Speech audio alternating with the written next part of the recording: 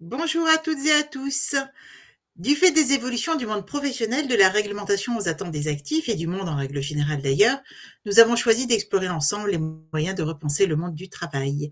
Je m'appelle Corinne Estève-Guillemin, je suis entrepreneure et fondatrice du cabinet Plume & Biz. Notre métier, permettre à nos clients d'améliorer la productivité et la fidélisation de leurs collaborateurs. Tous les jours, nous accompagnons des dirigeants, des directeurs et des RH dans leurs enjeux en termes de ressources humaines, de RSE ou encore de communication interne et de marque employeur. Avec notre live Bebuzz, nous vous proposons de rencontrer des hommes et des femmes de métier qui vont partager avec nous leur vision, leur passion et leur retour d'expérience sur des sujets clés. Et aujourd'hui, j'ai le plaisir de recevoir Éric Barbry. Bienvenue Éric. Bonjour Corinne. Éric, tu es avocat associé chez Racine, avocat. À ce titre, tu pilotes l'équipe IT Data Protection qui intervient tant en conseil contentieux, contrat et négociation sur l'ensemble des questions de propriété intellectuelle, de droit des technologies ou encore du droit des données à caractère personnel. Et aujourd'hui, tu es avec nous pour nous éveiller sur la frontière, s'il en existe une, entre vie privée et vie professionnelle en entreprise. Alors, de fait, dans notre monde professionnel, tout se mêle et s'entremêle. Cette question de savoir où commence et où s'arrête notre bulle privée, dès lors que l'on est actif, intéresse tout le monde ou presque. Entre les avancées technologiques à portée de main, via les smartphones par exemple, les politiques de surveillance qui existent, c'est un fait. Il ne faut pas les négliger. Le Figaro, je crois, annonçait en février dernier que 63% des entreprises françaises de plus de 500 salariés avaient mis en place un dispositif de surveillance des télétravailleurs. Aux US, ce serait même 96% des entreprises qui auraient mis en place ce type de surveillance. Et j'ai lu que là, tout à fait récemment, une grande banque avait retoqué des salariés qui déclaraient télétravailler, mais en fait qui ne télétravaillaient pas, qui vaquaient à leurs occupations, dirons-nous. Donc ça y est, ça commence à bouger, et ça ne fait pas que commencer du reste. Il faut aussi compter sur les exigences réglementaires en constante évolution et souvent méconnues, et les attentes des collaborateurs, évidemment. Alors bref, déterminer où commence et où s'arrête la sphère privée en milieu professionnel, c'est devenu un défi complexe pour tous, que ce soit les employés comme les employeurs, et cela en toute bonne foi. Alors pour nous éclairer sur ce sujet crucial, Éric, nous comptons sur toi. Je vais essayer. Alors déjà, peux-tu nous donner ta définition de la vie privée en milieu professionnel? Est-ce qu'il y en a une réglementairement parlant? Et peux-tu expliquer pourquoi ce sujet de la limite est si important? Alors d'abord, je vais commencer par dire que je suis copilote de l'équipe IP IT Data, sinon je vais me fâcher ou mon associé va se fâcher avec moi. Donc on partage cette équipe avec Charles Bouffier, que je salue à travers cet échange. Alors plaisanterie mise à part, le problème de la vie privée est un problème qui est relativement ancien, qui est né bien avant Internet, parce qu'on avait déjà des problématiques de casier, de sac à main pour ces dames, de sac à main pour ces hommes. Et ça a toujours été une question qui a été posée, qui était justement la limite entre ce qui m'appartient à titre personnel et ce que l'entreprise a le droit de faire. Et quand Internet est arrivé, c'est vrai que ça a changé la donne. Parce qu'on s'est retrouvé, alors déjà avec l'informatique, mais surtout avec Internet, on s'est retrouvé en fait avec la possibilité d'utiliser ces outils, et singulièrement les répertoires informatiques ou les mails, à des fins personnelles. Bon, comme je te l'ai dit, ça a toujours été un sujet. Même avant Internet, il y a déjà de la jurisprudence, par exemple, sur l'usage personnel d'un numéro de téléphone. Et encore à l'ancienne. Alors, peut-être pas avec les téléopératrices de l'époque, mais on a du contentieux de toute façon bien avant Internet sur ces sujets-là. Internet, ça a vraiment généré une question assez importante parce que ça a généralisé finalement, à part pour les entreprises dans lesquelles les gens n'ont pas accès à Internet, évidemment, mais dans 90% des entreprises, bon, les salariés ont accès à Internet, hein, peut-être à part dans l'industrie traditionnelle. Et donc, les mails personnels sont arrivés relativement rapidement. Et finalement, les décisions judiciaires sont arrivées aussi relativement rapidement. Tu me posais la question de savoir d'abord qu'est-ce que c'est que la vie privée et deuxièmement, quel est le socle juridique. Alors, la vie privée, je vais te faire une réponse un peu bizarre, mais c'est tout ce qui n'est pas vie professionnelle. C'est-à-dire qu'en fait, c'est tout ce qui va toucher à l'ordre du familial, à l'ordre de l'intime, du personnel au sens santé, au sens bancaire, voilà, des éléments qui n'ont a priori rien à voir avec l'environnement professionnel. C'est un vieux concept, hein, la vie privée et la notion de privé, puisque c'est un concept qui date pratiquement de l'époque napoléonienne. Donc ramener Internet, évidemment, ça pose un certain nombre de questions. Mais ce qui est intéressant, c'est que c'est une construction qui est évidemment juridique, hein, qui existe dans le Code civil, mais qui a été traduite surtout par la jurisprudence. Et relativement rapidement, parce que la première grosse décision qu'on connaît en France sur le domaine date de 2001, qui était un arrêt qui s'appelle toujours l'arrêt Nikon, qui était un arrêt de principe, hein, de la Cour de cassation, qui disait une chose assez simple, c'est il est interdit d'interdire. Alors en plus, en ce moment, c'est vraiment la mode, mais il est interdit d'interdire l'usage privé des outils qu'on met à disposition des collaborateurs. Donc déjà, première étape, est-ce que j'ai le droit d'interdire à mes collaborateurs un usage privé des outils que je mets à leur disposition? La réponse est non. Et très vite, la deuxième question qui s'est posée, c'est bon, d'accord, je ne peux pas interdire l'usage personnel, ce qui peut se comprendre, parce qu'on peut avoir des besoins immédiats, répondre à une convocation de l'école parce qu'on a un enfant malade ou n'importe quoi d'autre, hein. Donc, c'est difficile de scinder la vie professionnelle, enfin de couper en disant vous rentrez dans l'entreprise, vous ne pensez plus à votre environnement personnel, vous ne recevez plus d'appels, vous n'envoyez pas de mails, vous ne recevez pas de mails. On comprend bien que ce soit impossible. Ceci dit, la deuxième question, en tous les cas, la question qui s'est posée tout de suite après, c'est ok, qu'est-ce qu'on fait? Parce que moi, je veux bien ne pas interdire l'usage personnel aux collaborateurs, mais qu'est-ce qu'on fait? Comment on le régule? Parce qu'il peut y avoir des usages déviants. Il peut y avoir des usages déviants parce qu'il peut y avoir des usages déviants à titre personnel en termes de contenu, accéder à des contenus illicites, accéder à des contenus pour adultes dans l'entreprise, envoyer des mails d'injures, d'insultes, enfin des mails de diffamation, j'en sais rien. Enfin, on peut imaginer toutes les déviances de l'univers. Donc ça, c'est le premier point. Et puis, on peut imaginer aussi un usage anormal qui est l'usage de faire passer un contenu personnel alors même que le contenu est professionnel. Typiquement, envoyer un mail soi-disant personnel depuis sa boîte ou vers sa boîte et en fait exfiltrer des données qui sont la propriété de l'entreprise, que ce soit des données personnelles, des dossiers clients, j'en sais rien moi, des répertoires avec des clients, des prospects, ou je sais pas, des appels d'offres, enfin des barèmes de prix, du know-how de l'entreprise. Enfin bon, on peut imaginer on peut imaginer, comme dans tous les cas, un comportement déviant par rapport à ça. Et donc, toute l'ambiguïté, c'est ça. C'est quelle est la limite du privé et comment on va l'organiser. Alors, la limite du privé, on a à peu près une idée, et je dis bien à peu près, hein, malheureusement, je voudrais bien avoir des réponses précises à des questions précises, mais malheureusement, le droit est fait comme ça. La vie privée dans l'entreprise, elle a quand même un attribut particulier, c'est que par principe, on appelle ça la vie privée résiduelle. Et résiduelle, ça a quand même du sens. Alors, j'ai l'habitude de dire, si vous regardez dans le dictionnaire ce que veut dire résiduel, résiduel, c'est un déchet. Donc, on a tous le droit à un déchet de vie privée dans notre entreprise. Je veux dire par là que si j'enlève le côté blague potache, la vie privée, elle est résiduelle. C'est-à-dire que ça ne peut pas être la majeure. Voilà, je ne peux pas passer mon temps à glander et à passer des coups de téléphone, à envoyer des mails perso, etc. À un moment, ce n'est pas raisonnable. Donc, encore une fois, pas raisonnable, on ne sait pas combien combien c'est en termes quantitatifs, évidemment, puisque, je ne sais pas moi, une personne qui a 6 enfants a 6 fois plus de chances d'être appelé par l'école pour un gamin malade que quelqu'un qui a qu'un enfant. Voilà, c'est assez mathématique. Donc c'est difficile de dire, puis tu peux avoir quelqu'un de malade dans ta famille, une période de tension plus importante parce qu'un décès, un machin, j'en sais rien. Enfin bref, donc c'est pas facile de dire qu'est-ce qui est quantitativement acceptable ou qui ne l'est pas.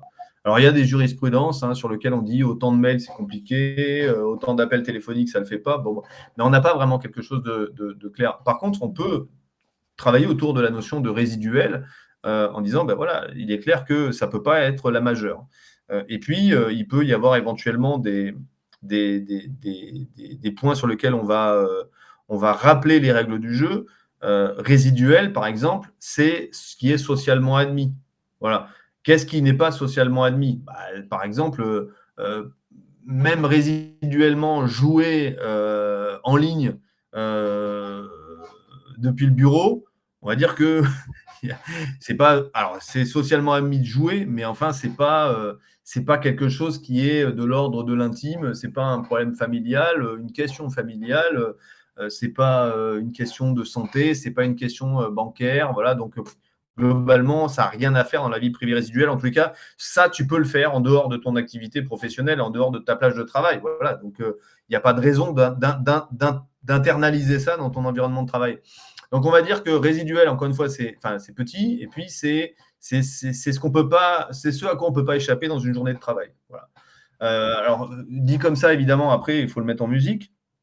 C'est pour ça qu'on a beaucoup d'entreprises, je dirais même 100% des entreprises normalement constituées, qui ont adopté ce qu'on appelle une charte des systèmes d'information. Alors, à l'ancienne, on appelait ça la charte informatique.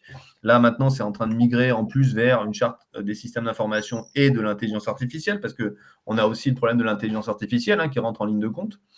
Et donc, on essaye de réguler ça à travers ce genre de documents, donc des chartes, qui ont une vraie valeur juridique, parce que ce sont des chartes qui, si on veut qu'elles soient efficaces, sont annexées au règlement intérieur et donc validées par le CSE.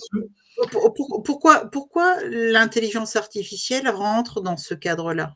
Parce que, alors pas forcément sur la vie privée, mais l'intelligence artificielle rentre aujourd'hui dans la régulation dans une entreprise et l'usage et les outils mis à disposition des collaborateurs. Parce que tu as de plus en plus d'entreprises, évidemment, qui utilisent l'IA ou qui demandent aux collaborateurs d'utiliser l'IA ou qui conditionnent l'utilisation de l'IA. Alors là, ça nous sort du pur privé, mais qui fait que tu dois nécessairement responsabiliser les collaborateurs, les salariés de l'entreprise en termes de confidentialité, en termes de propriété intellectuelle, en termes de responsabilité, en termes d'usage d'un outil conforme ou pas. Enfin, voilà. Mais on pourra faire un jour, si tu veux, IA et RH avec plaisir. Donc, pour revenir à ça, on va réguler à travers ce genre de documents, donc des chartes informatiques. Et à l'intérieur de ça, on va régler la problématique de vie professionnelle versus vie privée. Et on va dire quoi? On va dire, écoutez, globalement, les outils qu'on met à votre disposition, ils sont à usage professionnel. Vous pouvez en faire un usage privé résiduel, voilà, dans telle et telle condition. Et si vous faites un usage privé résiduel, il faut au moins que ça se voit pour nous, employeurs. D'accord? Parce que tu parlais tout à l'heure du contrôle d'un employeur, notamment des contrôles du télétravail, etc.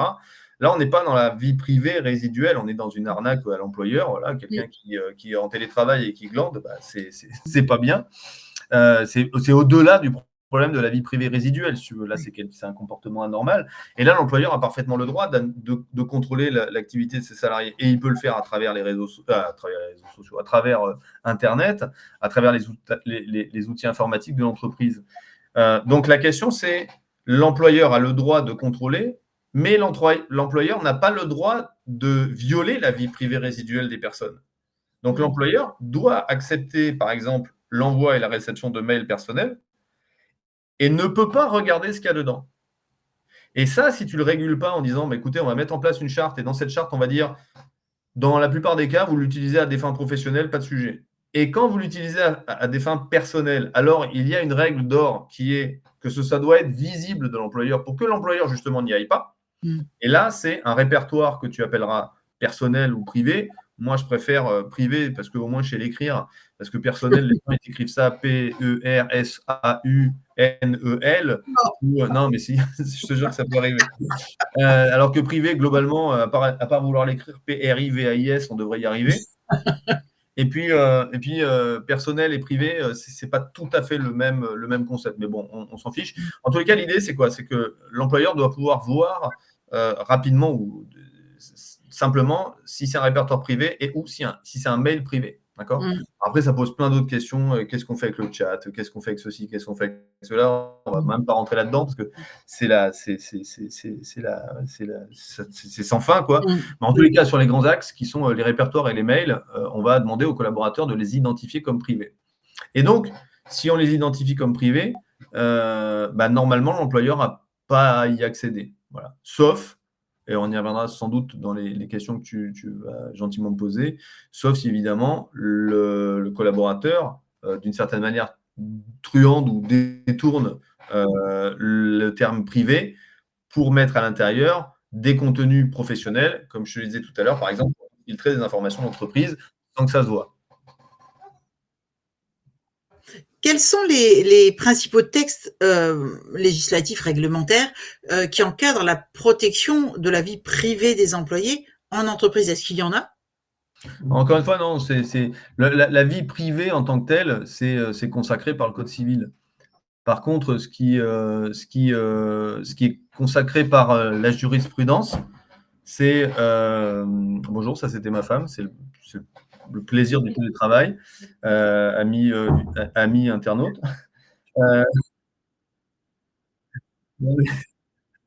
J'ai beau mettre des panneaux devant la porte, do not disturb, elle pense que c'est mon fils qui est dans la chambre. Donc, excusez-moi pour cette interlude. Donc, en fait, ça se régule par la jurisprudence. Voilà. C'est les décisions de justice qui, depuis 2001, ont fixé les règles du jeu, en termes quantitatifs, en termes d'acceptabilité, en termes de possibilité pour l'employeur d'accéder quand même à des mails personnels, même s'ils sont marqués comme privés. Pourquoi? Parce qu'il y a une suspicion du fait que le collaborateur ait détourné la règle du jeu. Et tout ça, c'est en grande partie dans la jurisprudence. Ce que tu peux retrouver quand même dans la partie privée, c'est plutôt autour de ce qu'on appelle le droit à la déconnexion, mais qui est différent. Le droit à la déconnexion est différent du droit à la vie privée résiduelle. Le droit à la vie privée résiduelle, c'est le droit d'avoir un morceau de vie privée pendant que tu travailles. Le droit à la déconnexion, c'est le droit que ton employeur te fiche la paix quand tu es en vacances ou quand tu es rentré chez toi le soir après les horaires ou quand tu es en week-end. Voilà. Et c'est deux concepts qui sont très différents, qui se rejoignent à un moment ou à un autre, parce qu'effectivement, on parle bien de la vie privée des gens, mais il y en a un qui est dans l'entreprise et l'autre qui protège cette vie privée en dehors de l'entreprise. Oui, et c'est vrai que dans les deux cas, c'est totalement différent. Moi, je pense à des cas concrets vécus. C'est vrai que l'intrusion dans la vie privée de l'employeur à des horaires non habituels, on va dire, c'est acceptable de manière tout à fait ponctuelle, mais après, il ne faut pas que ça devienne une habitude. Et de même, quand c'est dans le cadre de l'entreprise, que la vie personnelle, privée, déborde un petit peu, ça peut arriver, comme tu le disais, mais il ne faut pas que ça devienne non plus quelque chose de tout à fait récurrent. Non, tu as raison, mais par contre, la différence, mais c'est un peu symptomatique de tout le droit du travail, hein, c'est que le cadre de la déconnexion est fixé par la loi, donc protège le salarié. Et encore une fois, ce que je dis n'est pas une critique contre les salariés, c'est un état de droit. Par contre, il n'y a rien qui protège l'employeur. Absolument. On pourrait avoir un statut, ça a été un temps proposé par un député, on pourrait avoir un statut du mail personnel. Voilà. Il n'y en a pas. Ouais. Alors, je ne pense pas que ce soit une bonne idée, au demeurant d'en avoir un. Je ne suis pas en train de dire que c'est une bonne idée, mais voilà, la réalité, c'est que sur la partie vie privée résiduelle, on n'a rien. Sur la partie déconnexion, on a des articles dans le code. On a des choses. Alors, comment les entreprises peuvent ou pourraient concilier la nécessité de protéger la vie privée, finalement, ou se rendre plus nette cette protection de la vie privée de leurs employés, et les concilier cela avec leurs intérêts légitimes en matière de surveillance de la sécurité et de sécurité. Tout à l'heure, tu parlais de fuite d'informations confidentielles, par exemple. Comment l'entreprise peut agir pour maîtriser ses risques, Ouais. finalement? Alors, l'entreprise va agir de différentes manières. Il y a ce qu'on va rédiger, les règles du jeu, et puis il y a la manière de jouer la partition, pour faire simple. Rédiger les règles, encore une fois, comme je te le disais tout à l'heure, c'est adopter une charte des systèmes d'information au minimum, qui permettent de bien distinguer la vie privée résiduelle de la vie professionnelle, de l'usage des outils, des mails, des répertoires, qui va aussi fixer des règles d'interdit, du genre, vous n'utilisez pas les mails marqués privés à des fins professionnelles, par exemple. Et donc, tout ça, tu vas le rédiger. Ceci dit, la rédaction, c'est comme tout, hein, ça ne suffit pas. Et puis, tu vas aussi prévoir que tu pourrais éventuellement accéder à des contenus personnels dès l'instant où tu as demandé aux collaborateurs de s'expliquer sur un certain nombre de mails que tu estimais suspects. Pas parce que tu les as regardés, mais juste parce que, par exemple, il y a un volume anormal. Voilà, sur une journée, il y a plein de trucs qui sont sortis, ou sur 3 jours, à peu près à la même période, tu as plein de données qui partent. Et là, tu as des doutes. Et puis, quand tu vas regarder la messagerie, il y a marqué privé. Et là, tu te dis, ouais, bon, je ne peux pas y aller, mais j'ai un doute. Donc, tu peux toujours écrire. Et d'ailleurs, la Cour de cassation l'a aussi admis en disant, écoutez, moi, je vais vous demander de vous expliquer sur le fait que ce que vous utilisez, c'est bien privé. Et puis, si le collaborateur ne le justifie pas, éventuellement se donner la possibilité d'accéder à ces contenus. Ça, c'est comme ça qu'on va rédiger ce que j'appellerais une bonne charte informatique, en tous les cas une bonne charte des systèmes d'information, c'est-à-dire quelque chose qui permet de bien scinder la vie privée, la vie professionnelle et la manière dont on va pouvoir, de manière exceptionnelle, accéder à ces contenus. Après, il faut être réaliste. Ce qui va toujours primer, c'est la protection de la vie privée, même si l'employeur fait une erreur. Voilà. Et donc, c'est pour ça qu'il est très important d'avoir ces obligations de taguer ou d'identifier les mails comme personnels ou les répertoires comme personnels, parce que c'est le seul moyen de pouvoir dire, moi, employeur, je suis allé dans ce mail parce qu'il n'était pas marqué comme personnel. Effectivement, quand je l'ai ouvert, malheureusement, il était personnel, mais le salarié n'a pas respecté les règles du jeu. Et là, la Cour de cassation aussi, elle est claire. Elle dit, écoutez, si vous ne saviez pas que c'était personnel, vous y êtes entré par erreur. Par contre, vous n'avez pas le droit de l'utiliser, évidemment. Si par exemple, tu apprenais que Paul a une relation avec Jeannette, en ouvrant un mail personnel, tu le refermes, voilà, puis c'est tout, quoi. Oui. Tu es au courant, mais c'est tout ce que tu peux en faire, tu ne peux pas le produire. Donc voilà, ça c'est la règle qu'on va définir avec cette charte. Après, il y a la réalité de base.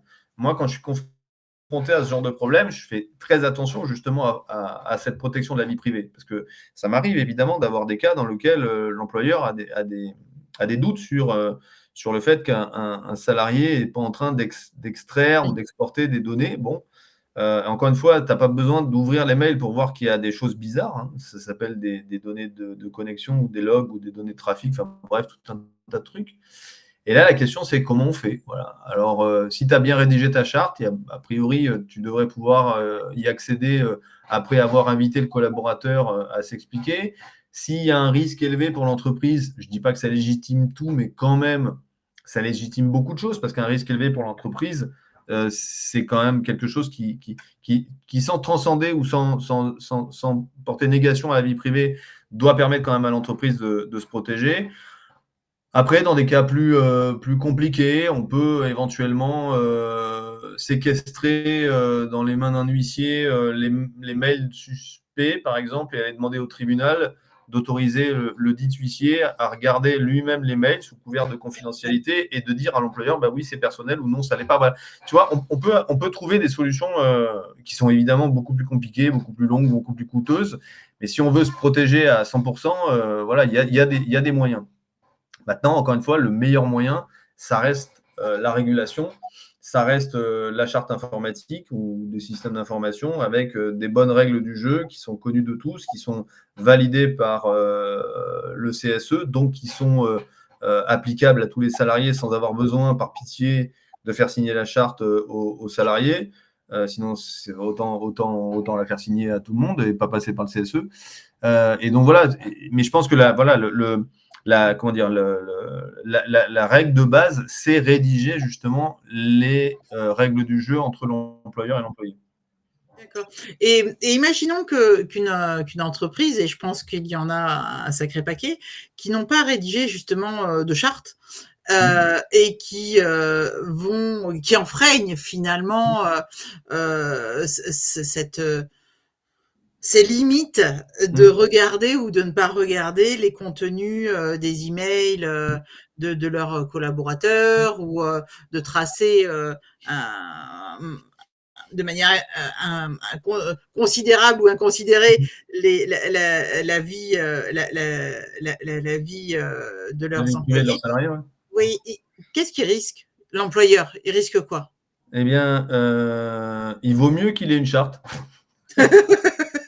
Non, il vaut mieux qu'il ait une charte parce que s'il n'en a pas, ça va se jouer entre la faute évidente du salarié, la volonté de nuire du salarié, notamment par des extractions de données confidentielles, par exemple, et le droit à la vie privée du collaborateur. Et bon, si on arrive à démontrer qu'en y accédant, le collaborateur était bien en train de détourner les actifs de l'entreprise, machin, je pense que l'employeur peut à peu près s'en sortir. Je dis bien à peu près, parce qu'il y a quand même une très grosse protection de cette vie privée.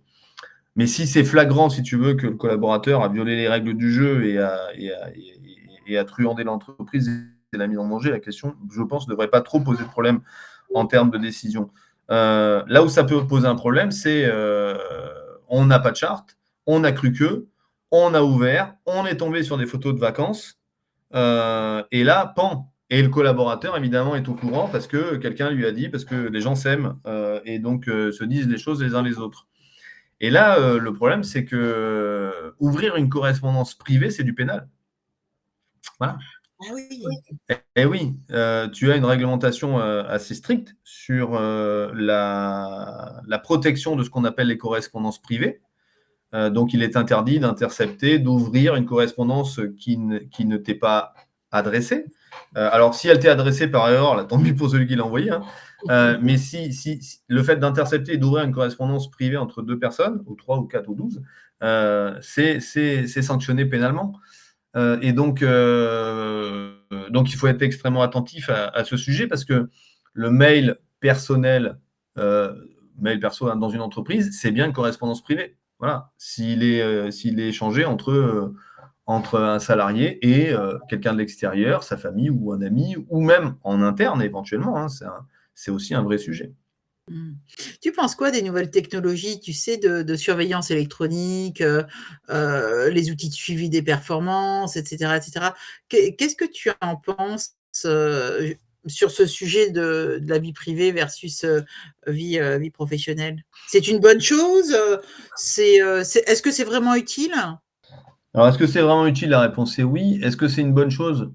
Là, tu me demandes plus de répondre Ton en avis, philo ton avis non, personnel? mais ouais, en philosophie qu'en droit, Oui, parce qu'en droit, l'employeur a le droit de contrôler que ses collaborateurs bossent, quoi. Enfin, je veux dire, la oui. question ne se pose pas. Donc après, c'est plus une problématique de philosophie. Est-ce qu'on doit faire confiance aux collaborateurs ou est-ce qu'on doit contrôler les collaborateurs et pas leur faire confiance? Est-ce que c'est un mix des deux? Moi, j'aimais bien la position de Lénine. Alors, dire, t'es bizarre, toi, avec tes références Lénine. Mais Lénine a dit la confiance n'exclut pas le contrôle. Oui. Tu vois, et je pense qu'on en est là, c'est-à-dire que laisser faire n'importe quoi, bah, c'est exposer l'entreprise à la conséquence du n'importe quoi. Et ça a déjà été jugé aussi, hein, c'est-à-dire qu'un employeur qui laissait aller ses collaborateurs à faire n'importe quoi, bah, on lui a dit bah, écoutez, vous êtes gentil, mais il y a un article du Code civil qui dit que l'employeur est responsable de ses salariés pendant le temps où ils sont en activité professionnelle. Alors évidemment, la question c'est quoi une activité professionnelle, etc. Mais bon, il y a ce sujet quand même de la responsabilité de l'employeur vis-à-vis de ses salariés. Donc c'est un vrai sujet. Donc un employeur qui laisserait faire n'importe quoi, bah, à mon avis, lui, il prend un risque. C'est pour ça que j'insiste sur le fait que, en dehors des chartes informatiques, je pense que les entreprises ont sacrément intérêt à se doter de chartes IA parce qu'aujourd'hui, les salariés font n'importe quoi avec l'IA et ils le font à des fins professionnelles. Donc ça n'a rien à voir avec la vie privée résiduelle. Ils utilisent l'IA pour bosser, et donc c'est nécessairement de la responsabilité de l'employeur. Donc une violation de sécurité, une violation de confidentialité, de secret professionnel, de propriété intellectuelle, ça tombera sur la tête des salariés, des employeurs, pardon. Et puis il y a le fait que j'ai oublié ce que je devais dire, mais c'était pas grave. Je suis parti dans mon délire. Ah oui, n'exclut pas le contrôle, pardon, Lénine. Ah oui, j'aurais dû m'en souvenir. Et donc, ne rien faire est un problème, mais tout contrôler est un problème aussi.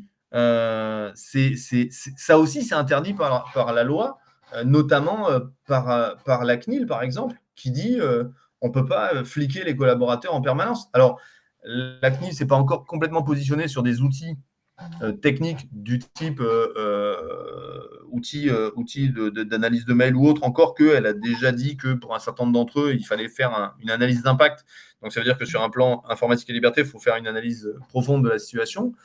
Mais la CNIL a déjà dit, mais moi, par exemple, enregistrer tous les appels téléphoniques des collaborateurs pour voir si ils répondent bien à la dame ou ils répondent bien au monsieur, voilà, ça ne le fait pas. C'est une violation du principe de minimisation, par exemple. Donc, il y a quand même un certain nombre de règles qui font que on est ni, quoi. C'est ni n'importe quoi, ni un contrôle total. Voilà. Et à l'intérieur de ça, il faut trouver son juste équilibre. Donc, tu as des outils qui sont des outils qui, à mon avis, sont totalement intrusifs. Tu as des outils qui sont moins intrusifs. La CNIL, au moins sur cette partie-là, a une position assez simple qui dit tout ce qui permet d'être le moins intrusif, prenez la voie qui est la moins intrusive. Donc, si tu avais un choix à faire, tu prends tes 2-3 solutions, tu regardes le bilan coût-avantage, c'est-à-dire qu'est-ce qu'elles vont t'apporter et qu'est-ce qu'elles vont coûter aux collaborateurs en termes de liberté. Et puis, tu prends celle qui t'apparaît être le bon compromis entre la protection des intérêts de l'entreprise et la protection de la vie privée des collaborateurs. Alors là, une fois que j'ai dit ça, évidemment, il faut le faire. On est là, nous, les avocats. Non, je plaisante. Mais oui, c'est un vrai travail d'analyse de ces outils et après aussi d'analyse d'implémentation de ces outils, d'études de ces outils, de vérification de combien de temps on garde ces données, qui a accès à ces données, est-ce que les collaborateurs sont bien informés de l'usage de l'existence de ces outils, est-ce qu'ils ont un droit d'accès à ces outils. Enfin bref, tu vois, ça aussi, ça se régule, quoi. On ne met pas un outil de contrôle et puis basta. Mais tu plaisantais là sur le fait de faire appel aux avocats, mais c'est vrai que ne serait-ce que la rédaction de chartes, c'est tellement vaste, c'est tellement particulier en fonction du secteur d'activité, de l'exercice même de l'entreprise, de l'objet même de l'entreprise. C'est pas évident de se plonger, même en tant que sachant, c'est pas évident de se plonger dans qu'est-ce que je fais pour mon entreprise. Donc, externaliser, en effet, avec un regard qui va balayer l'intégralité, moi, je trouve que c'est toujours utile. Moi, je vais pas vendre ma soupe, mais oui, non, mais tu as raison. Je sais que t'aimes pas ça, mais c'est juste objectif. Oui, non, mais pour être très clair, évidemment que c'est un sujet parce que tu régules pas de la même manière une entreprise dans laquelle tu as des cols blancs, des cols bleus, et quand tu as essentiellement des cols bleus, ils n'ont pas d'adresse mail, donc tu vas leur demander l'adresse mail perso. Enfin, tu vois, déjà là, tu rentres dans une catégorie particulière. Après, tu as des entreprises comme la nôtre. Enfin, entreprise, c'est pas le bon mot, mais des cabinets d'avocats avec de la confidentialité XXL. Ou des cabinets d'audit, ou des cabinets de CAC, ou que sais-je. Donc là aussi, tu es obligé de le gérer de manière particulière. Tu as le domaine de la santé que tu vas gérer particulière, le domaine de la banque. Et donc, il n'y a pas de charte magique, en fait, et en disant, voilà, j'ai trouvé un super modèle sur ChatGPT et je vais le déployer. Ça ne marche pas. Donc après, le problème, si tu veux, c'est que c'est souvent pris par celui qui soit a envie, soit il n'a pas envie, mais on lui a donné. Alors, ça donne quoi? Ça donne que c'est parfois les RH qui rédigent des chartes, mais ils ne connaissent rien en informatique. Voilà. Et c'est parfois des DSI qui rédigent les chartes et ils ne comprennent rien au droit du travail. Donc, avec ça, on est bien malin. De temps en temps, quand tu as un DPO, ils oublient d'inviter le DPO. Donc, évidemment, derrière, c'est un peu le grand n'importe quoi. Et en fait, une charte, le problème, c'est que c'est un compromis entre des données perso, donc du DPO si on en a un, mais sinon quelqu'un d'autre, du legal, voilà, parce qu'il y a quand même des problématiques juridiques derrière, en termes de gestion de preuves, par exemple. Tu as des problèmes, évidemment, RH, tu as des problèmes IT, et c'est tout ça qui fait une charte. Et donc, quand tu as une charte qui est rédigée par les RH sans techno, ça ne veut rien dire. Mais quand tu as une charte qui est rédigée par les DSI, alors là, tu es encore plus tranquille. C'est même plus une charte, c'est un catalogue. C'est un manuel utilisateur, si tu veux, mais un manuel utilisateur, c'est pas une charte des systèmes d'information. Voilà, donc c'est un truc qui doit se rédiger à 2, 3, 4 mains. Et c'est pour ça que nous, on intervient beaucoup sur ce genre de sujet, parce qu'on est un peu un mode de chef d'orchestre, si tu veux, où on arrive avec nos bases documentaires. Je ne veux pas dire modèle, parce que j'aime pas le mot, mais en tous les cas, c'est quand même, si c'est pas un modèle, ça y ressemble. Et puis, partant de cette base, ce corps modèle, on va travailler avec les équipes pour dire, voilà, ça on prend pas, ça marche chez nous, ça marche pas, etc. Voilà, et c'est comme ça que en fait, on est en co-construction sur ce genre de choses. Entendu parler de comités d'éthique, parfois couplés au comité de protection des données. C'est quoi cette bête-là? Alors, ça dépend de la taille des entreprises. Donc, je ne vais pas parler à la place de mon excellent associé Thibaut, qui est le spécialiste maison chez nous de la conformité, parce que je sais que sur certains nombres de lois, le comité éthique est quasiment obligatoire. Maintenant, qu'il soit obligatoire ou qu'il ne le soit pas, c'est quoi un comité éthique? C'est quelqu'un qui va regarder s'il y a un comportement éthique dans l'entreprise. Et là, tu as deux comportements éthiques. Ça, les comportements éthiques juridiques, le comportement éthique. Éthique juridique, c'est interdit. Ça, effectivement, le fait de ne pas le faire, c'est franchement pas éthique. Mais avant tout, c'est pas légal. Donc, je sais pas, de la corruption, du blanchiment, enfin, tous les sujets qu'on connaît à peu près. Et puis après, tu as des comportements que tu considères comme non éthiques, mais qui sont pas forcément interdits par la réglementation. Mais c'est pas éthique. Voilà, c'est pas cool, comme on dit. Et là, c'est la frontière de quoi est chargé l'éthique officer, quoi. C'est-à-dire, est-ce que c'est que du réglementaire, auquel cas, tu as un catalogue de mesures à pas faire, puis basta, ou est-ce que tu vas intégrer dedans des comportements que tu considères comme non éthiques? Qu'est-ce qu'un non éthique? Alors, je vais te donner un exemple qui, à chaque fois, fait bondir tout le monde, mais regarder des images porno au bureau, c'est pas interdit par la loi. Hein. Voilà, c'est pas interdit. Alors, tant que c'est avec des majeurs, hein, parce que, évidemment, oui, bien sûr. voilà, tu fais pas ça à l'école, mais quand tu es prof, mais dans une entreprise, c'est pas interdit par la loi. Maintenant, est-ce que des salariés ont déjà été sanctionnés pour ça? Oui. Est-ce que ça a été légitimé? Dans certains cas, oui, dans d'autres cas, non. Dans les cas où ça avait été interdit parce que éthiquement non acceptable, disons, dans une entreprise et que c'était marqué dans la charte, pas de sujet. Les cas dans lesquels c'était pas marqué dans la charte, l'employeur a dit, écoutez, est-ce qu'il était sur un temps de pause? Oui.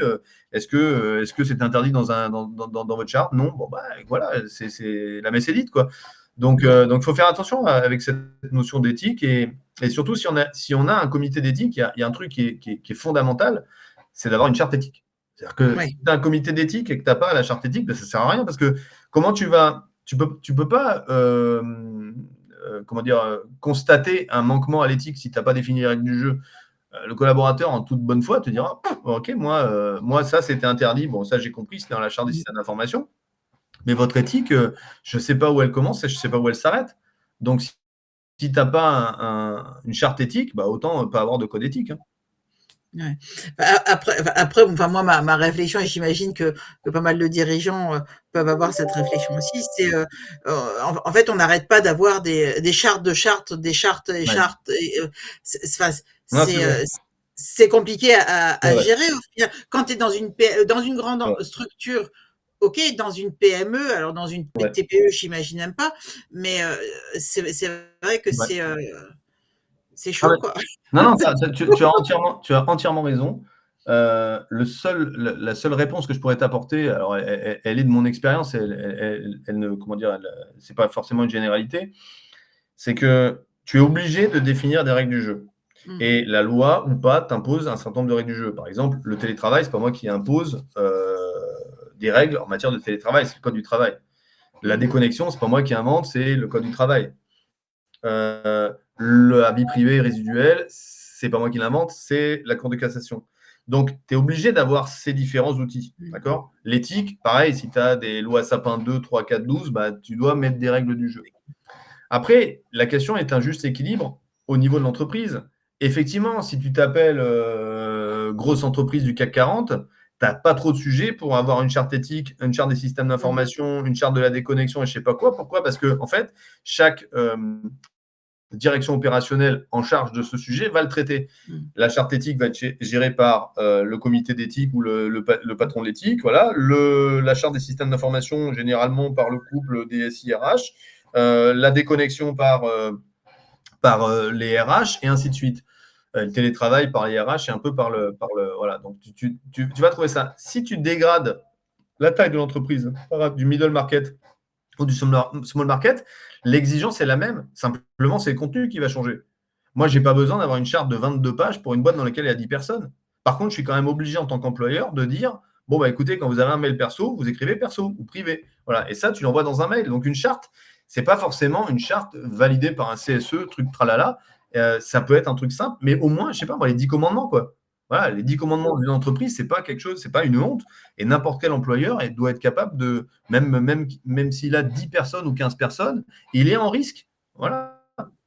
Ça peut être mis dans le règlement intérieur au lieu que est-ce que ça peut être mis dans le règlement intérieur? Bien sûr. D'accord, donc on peut mutualiser en fait les informations dans le règlement intérieur et en faire quelque chose d'un petit peu plus bien sûr. Nourri en fait. Mais bien sûr. C'est pour ça que je te dis, tu n'es pas obligé, voire même pour les boîtes dans lesquelles il n'y a pas de règlement intérieur, comme je te dis, les 10 commandements envoyés par mail en disant coucou, voilà, ça c'est les règles de la boîte. Ça me paraît pas aberrant, quoi. Voilà, du genre déconnexion, on essaiera de ne pas vous envoyer de mail pendant les temps de pause, machin, etc. Ceci dit, s'il y a une urgence, il y a une urgence. Voilà. Et ça, c'est des règles de bon comportement. Ça permet à l'employeur de le faire et ça permet aux collaborateurs à un moment de dire ouais, vous êtes bien gentil, mais vous écrivez qu'il ne faut pas m'écrire tous les week-ends et vous m'écrivez tous les week-ends. Donc, il y a un sujet. Alors, pour finir, Eric, j'ai envie de te demander quelles sont les tendances émergentes, d'après toi, en matière de protection de la vie privée, enfin de notre sujet, en fait. Qu'est-ce que tu peux observer aujourd'hui qui soit nouveau, soit qui t'interpelle et comment les entreprises doivent-elles ou devraient-elles se préparer à ces évolutions? Alors, tu poses une bonne question à laquelle je ne suis pas capable de répondre, mais je vais quand même te répondre d'une autre manière. Je t'explique.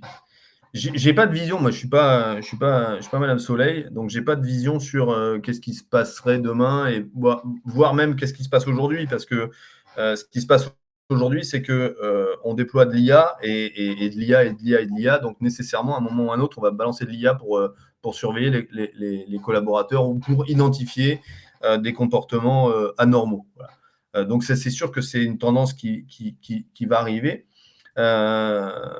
Donc celle-là, il faudra quand même faire attention parce que l'IA au contrôle des collaborateurs, c'est un peu comme mettre de la biométrie ou mettre de la vidéosurveillance sur la tête de chaque salarié. À un moment, les autorités comme la CNIL vont sans doute sonner tirer la sonnette d'alarme. Là où je te répondrai d'une manière différente, c'est de dire faut faire attention justement à l'évolution technologique. Pourquoi? Parce que qu'est-ce que font les gens en général quand ils rédigent une charte des systèmes d'information, une charte des outils informatiques? C'est qu'ils disent, bon, ben voilà, pour le mail, vous allez faire comme ci, pour les répertoires, vous allez faire comme ça, pour accéder au réseau, vous allez faire comme ci, etc. Et ils font ce que moi j'appelle une charte techno-captive. C'est-à-dire qu'en fait, ils vont dire, voilà, techniquement, il faut faire comme ça. Et le problème, c'est que dans 6 mois, dans 1 an, ça ne sera plus comme ça. Tu vois?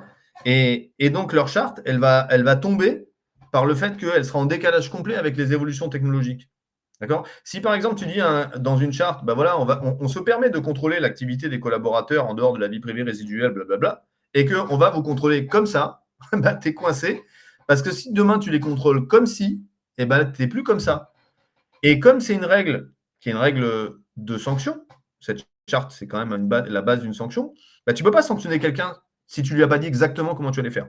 D'accord? Donc en fait, il faut faire très attention avec justement les évolutions technologiques que je ne maîtrise pas à 100%, je ne sais pas ce qui va arriver demain. Mais par contre, ce qui est sûr, c'est que les chartes, il faut arrêter de faire des chartes techno, quoi.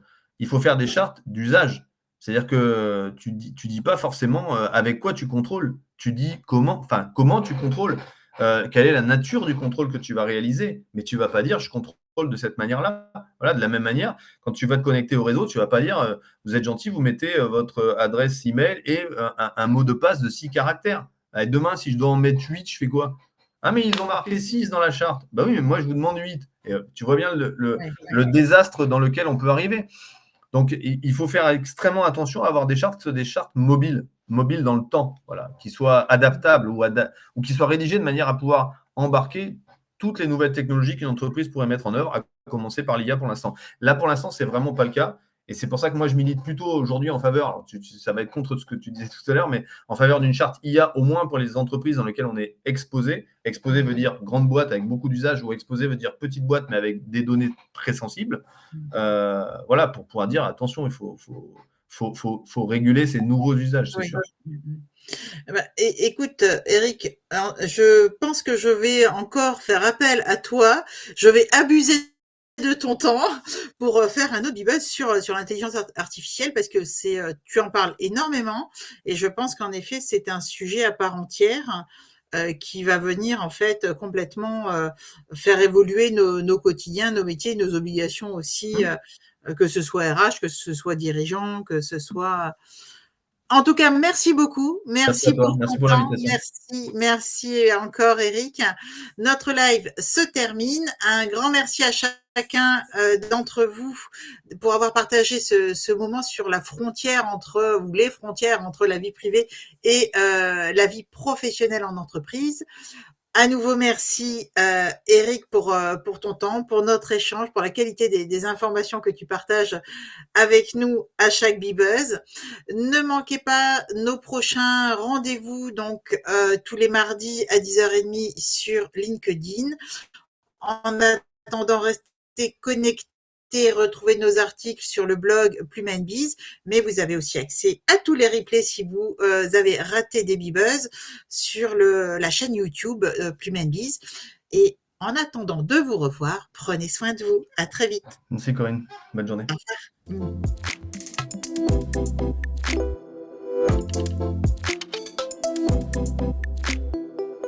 revoir.